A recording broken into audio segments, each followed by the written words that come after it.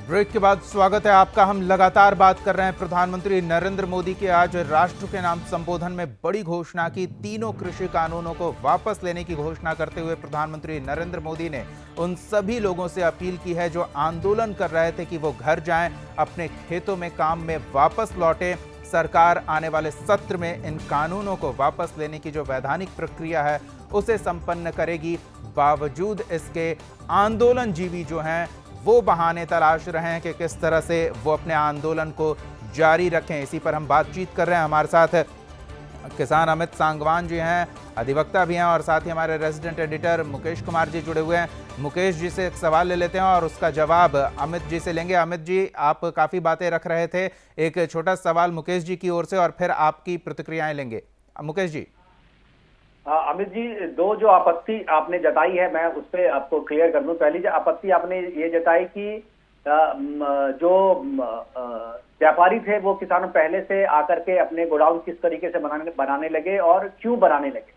पहला सवाल आपका ये था। दूसरे सवाल पे जाने से मैं इसका जवाब दे दूं कि आप एक चीज बताइए, जो खाद्य सुरक्षा बिल है या खाद्य सुरक्षा की जो बात होती है और स्टेट के पास जो जिम्मेदारी होती है, 150 करोड़ की आबादी है और खाद्य सुरक्षा के लिए सरकारें क्या इससे पहले गोडाउन में अनाज बफर स्टॉक नहीं रखती थी?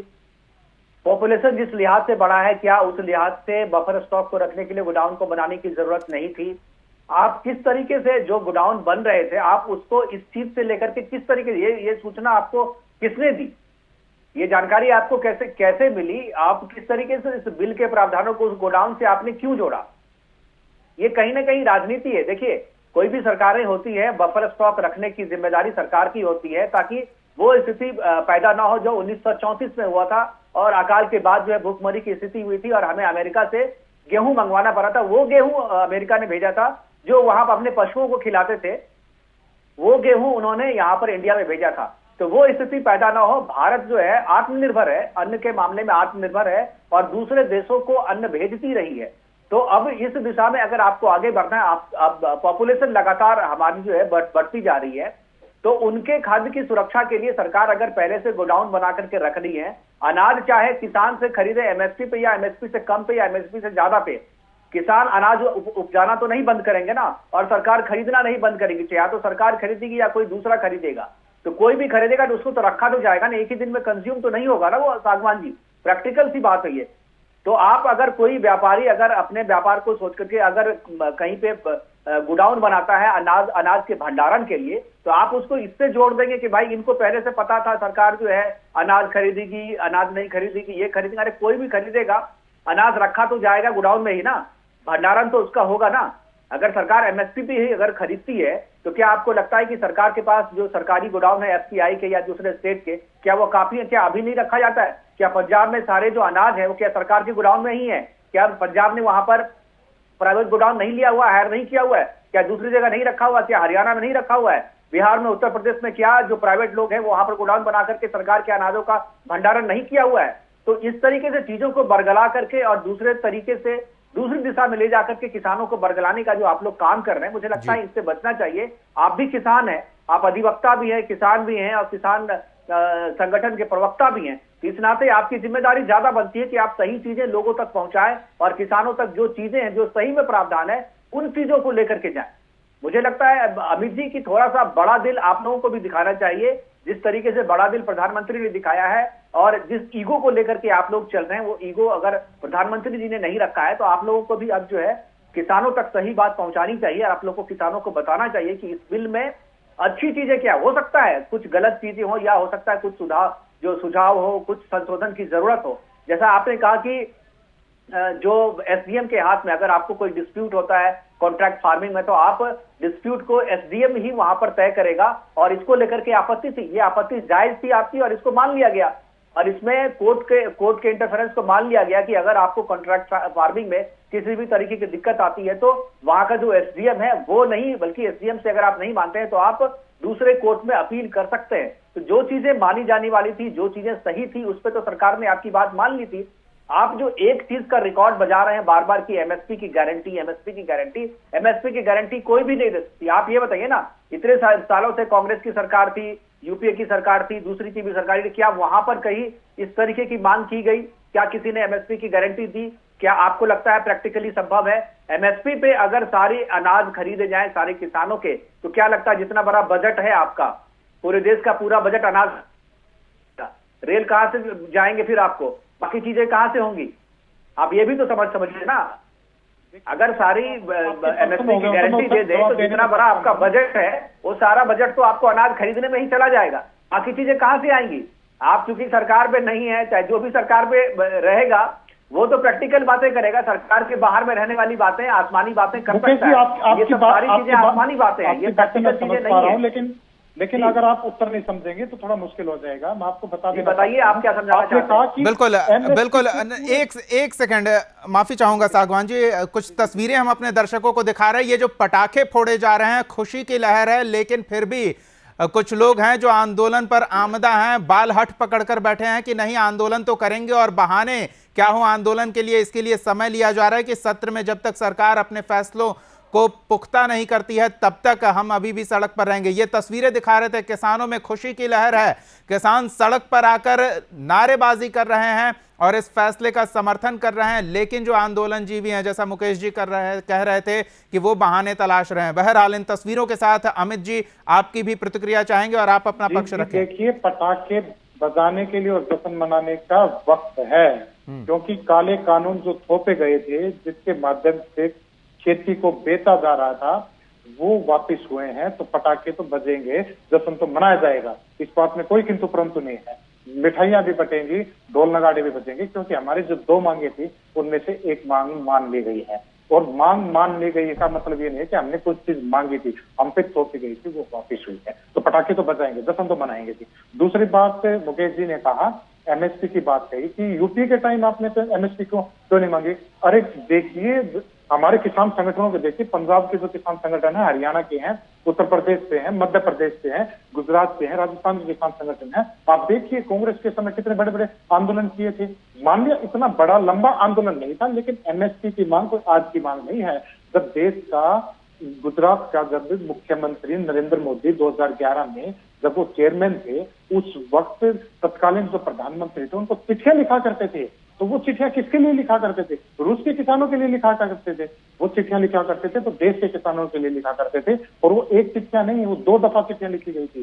चिट्ठियों में साफ तौर पर नरेंद्र मोदी जी ने मुख्यमंत्री रहते हुए कहा था कि देश के प्रधानमंत्री को इस वक्त किसानों की इस मांग को, जो कि इनकी मांग लाजमी है, ये मान लेनी चाहिए। और ये मांग लाजमी क्यों है? मुझे ने कहा कि सारी अर्थव्यवस्था में, मुझे एक बात नहीं समझ में आ पा रही, जब किसान का नाम आता है तब देश की अर्थव्यवस्था पर प्रश्न कैसे हो जाता है?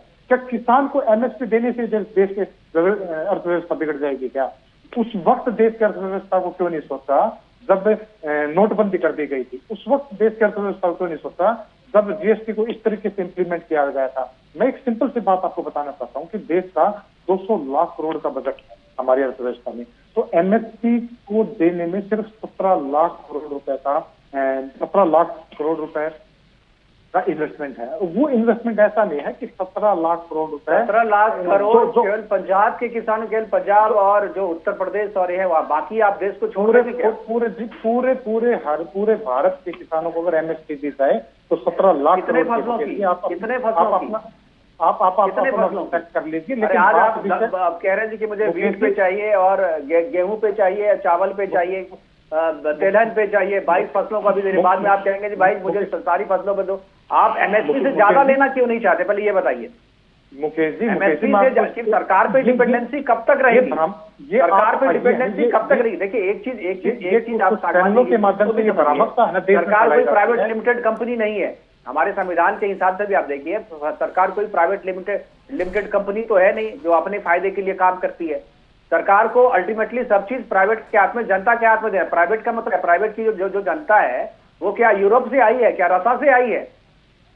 वो तो आप ही और हमारे समाज के बीच के लोग हैं ना, तो वो उनको देने में क्या हर्ज है आपको? अगर वो उनके यहाँ जाकर के किसान बेचें और सरकार से ज्यादा कीमत अगर वो दे रहे हैं तो आपको उसमें आपत्ति क्यों है? देखिए मुकेश जी, आप फैक्चुअली हो सकते ठीक हो, बट मेरा लॉजिक समझिए, किसानों का लॉजिक नहीं, जब अमित जी आप ही कह रहे हैं कि जब फैक्चुअली ठीक है तो फिर इसमें लॉजिक की क्या आवश्यकता है, जब फैक्ट्स ही सही है तो? नहीं, आप दीपक जी इस बात को समझिए कि बीएसएनएल जिस वक्त बीएसएनएल कश्मीर से लेकर कन्याकुमारी तक अपना नेटवर्क देती थी और बहुत ही मिनिमम कॉस्ट के साथ नेटवर्क देती थी। एक प्राइवेट कंपनी आई, बीएसएनएल प्राइवेट कंपनी आई, उस प्राइवेट कंपनी ने जिस तरीके से सबसे पहले ये कहा कि आप सिम फ्री मिलेगी चाहिए, उसके बाद उन्होंने डेटा 300 रुपए किया, आज वो डेटा 600 रुपए है। और दूसरी तरफ बीएसएनएल 10 नेटवर्क है, इस बात को आपको ही पता है। बीएसएनएल पे आप आज कितना कर्जा है, इस बात को आपको ही पता है। हमें इस बात से हम अस्वीकार नहीं करते आपके इस फैक्ट से कि जब मंडियां आएंगी तो सरकारी मंडियों से हो सकता है भाव वो लोग ज्यादा दें, लेकिन वो लोग भाव कब तक ज्यादा देंगे इस चीज की कोई श्योरिटी नहीं है। प्राइवेटाइजेशन अमित जी आप बहुत अच्छी बात कर रहे हैं, बहुत अच्छी बात कर रहे हैं, लेकिन क्या है, ये हाइपोथेटिकल सिचुएशन क्रिएट कर रहे हैं आप। जो बघेरी आएगा, जाल बिछाएगा, दाना बिछाएगा, चिड़िया आएगी, चुड़ी मत चुगना, यही चीजें जो बातें आप कह रहे हैं, यही सारी बातें जब कंप्यूटराइजेशन हुआ था, आप जब WTO आया था, यही सारी बातें कही जा रही थी। अरे कंप्यूटर आ जाएगा तो आदमी के हाथ में काम नहीं रहेगा, लोगों ने विरोध किया था। क्या आप आज के दिन में बिना कंप्यूटर के रह सकते हैं, बिना टेक्नोलॉजी के रह सकते हैं? ये उसी तरीके का डर है, ये उसी तरीके का डर है, और आप लोगों को डर के आगे निकलना है, डर के आगे ही जीत है। बातों को सुनोगे नहीं तो नहीं हो पाएगी। आप टेक्नोलॉजी टेक्नोलॉजी से किसानों को दिक्कत नहीं है, आप नए नए उपकरण लेके आइए। मैं कहता हूँ कि जो मेहनत कर रहा है किसान, उसको टेक्नोलॉजी दीजिए, हमें टेक्नोलॉजी से कोई दिक्कत नहीं है। टेक्नोलॉजी से हमने ट्रैक्टर है, टेक्नोलॉजी है, बैलगाड़ी से ट्रैक्टर आए, हमने ट्रैक्टर। तो सिर्फ मंडियां ही क्यों, उनका भी तो विकल्प हो। मंडियां टेक्नोलॉजी नहीं है, मंडियों का विकल्प की बात करते हो तो हमारे पास भी तो विकल्प का, इनसिक्योरिटी का हमारे पास भी तो एक मतलब बनता है। अमित जी, मंडियों को खत्म करके विकल्प नहीं तलाशे जा रहे हैं, मंडियों को, व्यवस्था को बरकरार रखते हुए एक विकल्प उपलब्ध कराया जा रहा है ना। देखिए विकल्प वाली बात आपकी हो सकती है, लेकिन मैं आपको एक सिंपल सी बात ये बताना चाहता हूँ कि जो किसानों को एक इनसिक्योरिटी है, वो इनसिक्योरिटी इस बात को लेकर है कि आज सरकारी मंडियां हैं। चलो मंडियों की जरूरत 42,000 मंडियों की जरूरत थी, लेकिन 7,000 मंडियां हैं और ज्यादातर मंडियां हरियाणा, पंजाब और वेस्ट यूपी में है। लेकिन दिक्कत यह है कि जो एपीएमसी वर्तमान में पूरे देश में एपीएमसी के माध्यम से नई मंडियां लेके जा रही है, एपीएमसी को खत्म किया जा रहा है। 2006 में बिहार में एपीएमसी, जैसे कि मुकेश जी ने एक एग्जाम्पल दिया था बिहार के किसानों का, बिहार में 2006 में मंडियां खत्म की गई थी और प्राइवेट मंडियों की बात की गई थी। लेकिन आप मुझे ये बता, अमित जी कुछ प्रतिक्रियाएं आ रही है, वो अपने दर्शकों को सुनाते हैं, फिर आपके पास आते हैं। जी देखो जी, एक साल तो साडा अंदोलन जिहड़ा दिल्ली के बार्डर के काले कानूनों के खिलाफ चल रहा, जो मोदी सरकार वाले किसानी नूं खत्म करने वास्ते जिहड़ा वा लागू कीते सीगे कि गुरु नानक पातशाह दा जो पवित्र दिहाड़ा, जिहड़े लपाई दे साझे गुरु सी, उहने पूरे देश दीयां 4 यात्रावां करके लोकां नूं हक सच ते जिहड़ा वा हक सच दे चलन का जिहड़ा संदेश दिता कि जबर के खिलाफ जिहड़ा डटन का जिहड़ा वा वो भेज दिता। अज देश के लोग जिहड़ा वा पूरी तरह इन्हां सरकारां दे जबर के खिलाफ डट के खड़ियां ने कि पूरी तरह काले कानूनां नूं रद्द करवाउण वास्ते 1 साल तो दिल्ली के बार्डरां ते अंदोलन कर रही ने। साढ़े 750 किसानां दा जिहड़ा वो शहीदियां हो चुकियां ते लोग अपने सरकारां दे जबर नूं झल के पूरी तरह सबर नाल मुकाबला कर रही ने कि 1 साल बीतण तो बाद अज गुरु नानक पातशाह जी के पवित्र दिहाड़े दे उत्ते मोदी सरकार वालों जिहड़ा वा इस देश के लोकां अगे झुक के काले कानून जिहड़ा वापस लैण दा जिहड़ा ऐलान करना पिया। असीं तो इसी बालहट की हम बात कर रहे थे कि लोग एक तार पकड़कर बैठ गए हैं और उसे छोड़ने को तैयार नहीं है। अमित जी, आप भी यही कह रहे थे, जो प्रतिक्रियाएं आ रही है आप अपनी बात पूरी करें। जी मेरा बस इतना चाहेंगे, तथ्यात्मक बातें करें, जैसे हाइपोथेटिकल स्थिति को लेकर एक काल्पनिक परिस्थिति बनाने की कोशिश हो रही है, उस पर बात ना करें।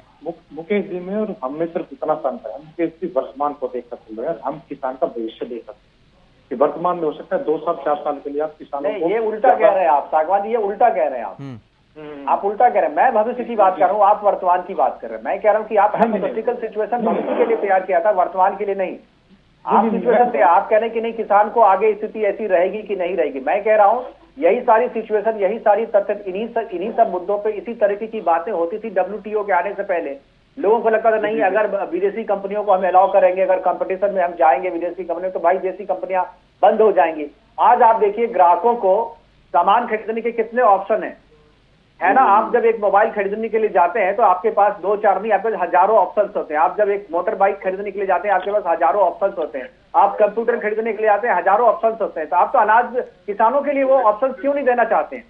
किसान अगर अपने अनाज को बेचना चाहता है तो सिर्फ एक मंडी क्यों, उसके लिए दर्जनों मंडियां क्यों नहीं? और कोई मंडियां, जो सरकार की मंडियां थी, वो मंडियां बंद तो नहीं हो रही है। सरकार तो बिल्कुल गारंटी दी है, सरकार ने कानून में भी लिखा हुआ लिखित रूप से है, अगर मंडियां बंद नहीं है, उसके अलावा और भी बाजार खोल रहे हैं, और भी दुकानें खुल रही हैं जो मंडियों से ज्यादा दाम पे, ज्यादा कीमत पे अनाज खरीदने को तैयार है, तो आप उसको देना क्यों नहीं चाहते? आपका अनाज तो नहीं है ना, किसान का अनाज है, तो किसान को अनाज बेचने दीजिए ना, वो जहां बेचना चाहते हैं। आप जितने भी लोग ये विरोध कर रहे हैं इस कानून का, ये तो वही चीज है ना कि भाई आपके मंडियों पे आकर के बेचें, उससे आपका फायदा है। दूसरे की दुकान पे जाके बेचेंगे तो जिनको बेचेंगे उनका फायदा है। आप चाहते हैं, आप मंडियों में किसानों का अनाज जब खरीदते हैं तो उस अनाज का क्या करते हैं? खुद तो नहीं खाते हैं ना, आप भी जाकर के प्राइवेट प्लेयर को ही बेचते हैं और आप उसमें कमीशन खाते हैं। तो आप अपनी नियत पे आप देखिए ना, आप जो मंडियों में जो अनाज खरीदा जाता है वो अनाज कहाँ जाता है? अल्टीमेटली बाजार में ही जाता है ना। आप आलू खरीदते हैं तो क्या सारा आलू आप ही खा जाते हैं, या आप भी चिप्स कंपनियों को बेचते हैं? तो वो चिप्स कंपनियों को अगर किसान डायरेक्ट बेचे तो उसमें आपको आपत्ति क्यों? आपको कमीशन चाहिए, आपको इसलिए आपत्ति है। तो ये सारी चीजें आप किसान को बताते नहीं है। आप तो ये बताते हैं कि नहीं मंडियां बंद हो जाएंगी। मंडियों को बंद करने का कहीं से भी किसी भी तरीके की बात इस कानून में नहीं कही गई है, और आप लोग जो है वो बरगलाते हैं, आप सही चीजें किसान को नहीं बताते हैं। तो आप अपने लिए तो ऑप्शन खोल के रखते हैं और किसानों के लिए ऑप्शन बंद करना चाहते हैं। तो आप लोग जो है, मुझे लगता है कि आप जानते समझते सब चीज है। आप अच्छे वक्ता हैं, आप वकील हैं, आप किसान के प्रवक्ता भी हैं, तो आपको चीजों को ज्यादा अच्छे तरीके से समझा सकते हैं किसानों को। आप उनको समझाइए, आप किसी अपने पॉलिटिकल ऑब्लिगेशन से मत पड़िए। मुझे लगता है अगर किसान को आप जाकर के सही बात बताएंगे ना, तो असली हीरो आप तब कहलाएंगे। अभी जो आप अपने नेता का पिछलग्गू बने हुए हैं, जो नेता कह रहे हैं, जो अनपढ़ नेता कह रहे हैं, मैं तो कह रहा हूं आप पढ़े लिखे हो, आप समझदार हो, लेकिन आपके जो नेता कह रहे हैं, आपके उनकी जो बिल्कुल अनप्रैक्टिकल सी चीजें हैं, उन बातों के लिए आप तर्क गढ़ रहे हो। आपको भी पता है, आपके दिल पे हाथ रख करके आप भी इस बात को नहीं कह सकते हैं। जो बात मैं कह रहा हूं अगर उसमें गलत है तो आप बताइए कि ऑप्शंस अगर ज्यादा हो तो उसमें अच्छाई है, या लिमिटेड ऑप्शंस हो उसमें अच्छाई है। ये कानून जो है, कानून केवल ऑप्शन ही तो दे रहा है, और क्या दे रहा है? कानून में कोई चीज छीनने की बात कभी नहीं कही गई है। तीनों कानून आप उठा के देख लीजिए। जो आपत्ति आप लोग कह रहे हैं, जो कि भाई गारंटी दे, आज अगर सरकार गारंटी दे देना, तो मेरा दावा है कि कल आप इस बात को लेकर के आंदोलन करेंगे कि पहले दिन गारंटी क्यों नहीं दिया, 30 दिन तक हमें आंदोलन, 1 साल तक हमें आंदोलन क्यों करने दिया गया, इसलिए हम आंदोलन से नहीं उठेंगे। तो ये जो जिद है ना, इस जिद को छोड़िए, किसान हित में जिद को छोड़िए और किसानों को आगे बढ़ने दीजिए। आपको अगर आंदोलन करना है तो आप जाकर के करिए, अपने निजी कारणों पर करिए, किसानों को कम से कम छोड़ दीजिए, उसी में किसानों की भलाई है। जी, अमित जी की प्रतिक्रिया लेते हैं, लेकिन उससे पहले कुछ और प्रतिक्रियाएं आ रही है, वो अपने दर्शकों तक पहुंचाते हैं। कुछ प्रतिक्रियाएं आपको सुनाते हैं। दर्शन करने के लिए आया हूं पंचनानी में। काले कानूनों को तो 1 साल पहले ही वापस ले लिया जाना था। इन काले कानूनों को तो संसद में प्रस्तुत करने के पहले, जब मोदी सरकार ने अध्यादेश के रूप में इसको लागू किया था, उसी समय ही इसे वापस ले लिया जाना था। देश के किसान सालों से आंदोलनरत थे। आज देश के करोड़ों अन्नदाताओं की जीत हुई है। अन्नदाताओं की आंदोलन की बदौलत, लंबे संघर्ष की बदौलत, उनकी शहादत और कुर्बानी की बदौलत नरेंद्र मोदी जी की अहंकारी और तानाशाह सरकार को झुकना पड़ा और तीनों काला कानून वापस लेना पड़ा। ये तीनों काला कानून वापस क्यों लिया गया है? क्योंकि चुनाव दर चुनाव नरेंद्र मोदी जी की सरकार को सबक सिखा रहे थे किसान भाई, सबक सिखा रही थी इस देश की जनता, सबक सिखा रहे थे इस देश के अन्नदाता, और चुनाव में हार के डर से उन्होंने ये काला कानून। तो विरोध में सुनने और कहने में अच्छा लगता है ये शब्द काला कानून, लेकिन ये काला क्यों है ये कोई भी स्पष्ट तौर पर खुलकर नहीं बता सक रहा था। बहरहाल अमित जी अपनी बात पूरी कर लें। अमित जी, किसान मोर्चे के अलग अलग चैनलों के माध्यम से हमारे संयुक्त किसान मोर्चे के नेताओं ने बारीकियों से एक एक पॉइंट पर इसको काला बताया है। मैं आपको एक सिंपल से बात कहता हूँ कि जो हमारी 11 मीटिंग है हमारे एसकेएम के 40 लीडरों ने की है, आप उसको सार्वजनिक कर दीजिए। हमारे जो बड़े बड़े लीडर हैं, जिनका किसानी आंदोलन को लेकर एक पुराना इतिहास रहा है, उन्होंने संघर्ष किए हैं, लड़ाइयां लड़ी हैं, उन्होंने एक एक पॉइंट पर ये समझाने का काम किया। हमारे बड़े लीडर हैं राज्यपाल जी, उनके सामने अमित शाह देश के गृह मंत्री ने कहा कि राज्यपाल जी को बीच का रास्ता दे दीजिए, हमारी भी इज्जत बच जाएगी। हम किसी की इज्जत को कम करने या किसी सत्ता व्यवस्था में परिवर्तन करने के लिए यहाँ नहीं आए। हम चाहते कि देश में किसानों के लिए, मजदूरों के लिए ऐसी व्यवस्था हो जो किसानों के हितों की हो। हमें इन कानूनों में सीधे सीधे तौर पर इस किसान को निजीकरण के हाथों सौंपने का हमें एक खतरा था, जो कि स्वाभाविक था, क्योंकि अलग अलग माध्यमों से जिस तरीके से और सेक्टरों को प्राइवेटाइजेशन किया जा रहा है, उसी तरीके से कृषि और कृषि संबंधित क्षेत्रों को भी प्राइवेटाइजेशन किया जा रहा था। ये हमारी समस्या थी। इसी वजह से हम इन पर पिछले 1 साल से लगातार लोकतांत्रिक तरीके से और संवैधानिक तरीके से इस लड़ाई को लड़ने का काम हम कर रहे थे। लेकिन फिलहाल हमारा स्टैंड सिर्फ यही है कि नरेंद्र मोदी जी का बहुत बहुत धन्यवाद कि एक समय के बाद उनको ये समझ में आया कि ये कानून वाकई ही कृषि विरोधी है। इसी वजह से देश का किसान आज ये लड़ाई लड़ रहा है। आप शब्दों को उलटकर प्रयोग कर रहे हैं। उन्होंने ये नहीं कहा कि गलत कानून है, उन्होंने कहा कि हम समझा नहीं पाए हैं, तो जो लोग नहीं समझ पाए हैं वो आंदोलन कर रहे थे।